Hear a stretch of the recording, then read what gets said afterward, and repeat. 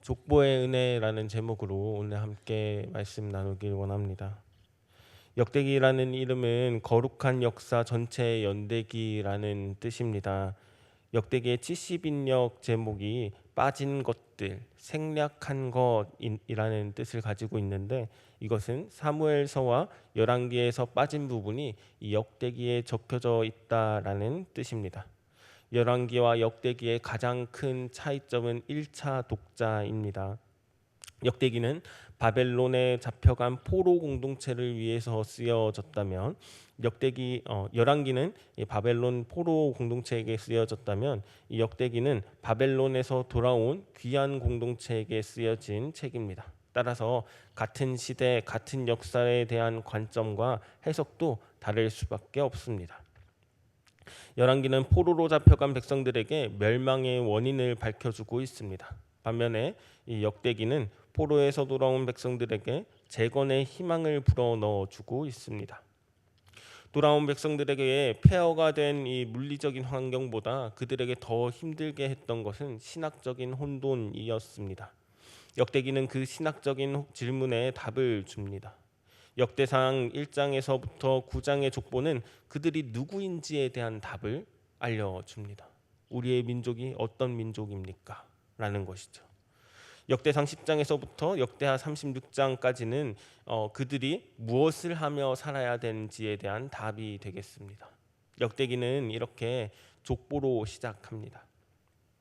마태복음이 족보로 시작하는 이유와 같습니다. 족보는 중단 없는 구속의 역사를 보여줍니다.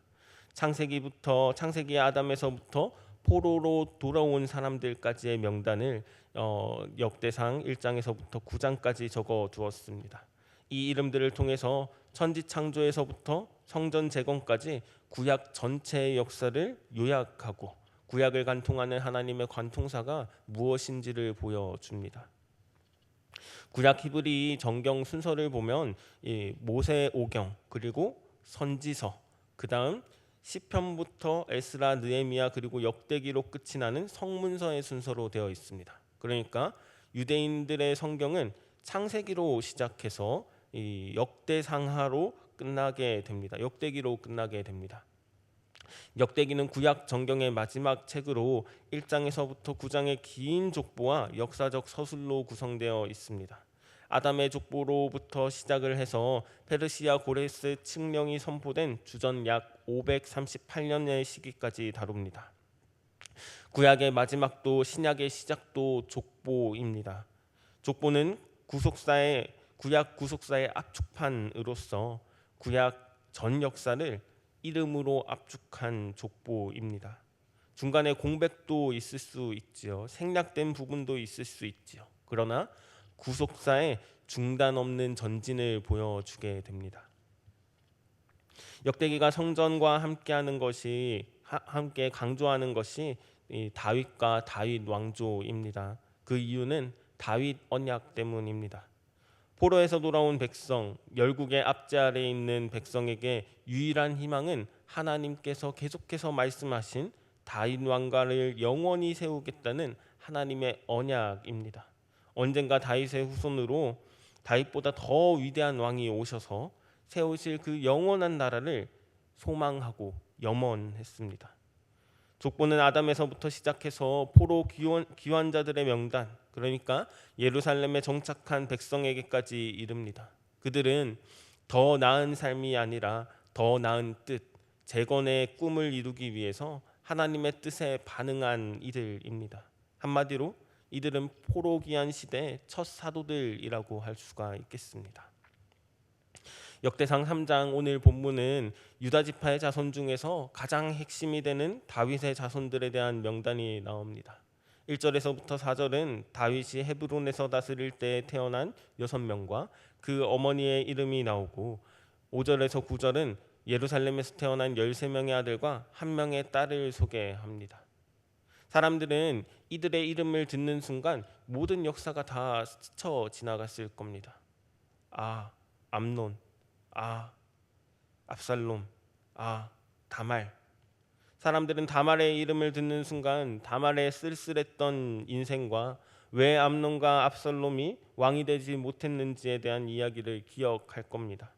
이처럼 족보는 이름을 통해서 사람들에게 사건과 교훈을 계속해서 기억하게 하는 역할을 합니다. 계속해서 다윗의 후손들이 나오며 바벨론에 의해서 멸망할 때까지 왕의 계보가 나옵니다.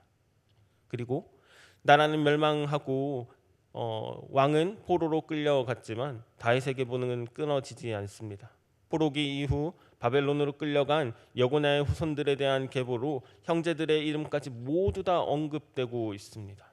여고냐의 후손은 여고냐부터 아나니까지 모두 9대가 기록이 됩니다. 특히 세나살은 포로 귀환 시 첫 번째 유다 총독으로서 첫 귀환자를 이끈 다윗 왕가의 인물입니다. 또한 스룹바벨은 2차 포로에서 돌아온 공동체의 지도자로서 성전 건축을 한 인물입니다.